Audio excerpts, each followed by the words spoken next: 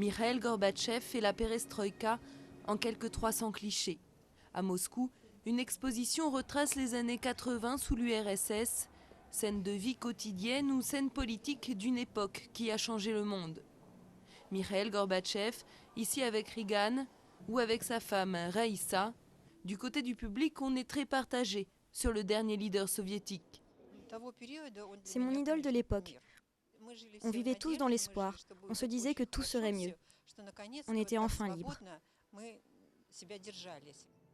J'ai une opinion négative de lui. Avant, il y avait 60% de bien et 40% de mauvais. Maintenant, c'est l'inverse. Il y a 60% de mauvais et 40% de bien.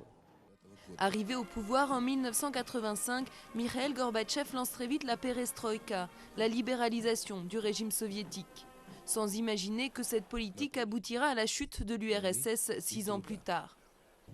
La perestroïka, c'est l'avènement de nouvelles libertés, mais c'est aussi quelques années de chaos économique. Du coup, 20 ans après la fin du communisme, seuls 14% des Russes ont une opinion favorable de Mikhaïl Gorbatchev. Les plus grandes conquêtes de la perestroïka étaient la transparence et la liberté de la presse. C'était très important pour les gens les plus éduqués. Mais pour la masse, pour 80% de la population, le plus important, c'était la perte de leurs économies et les magasins vides.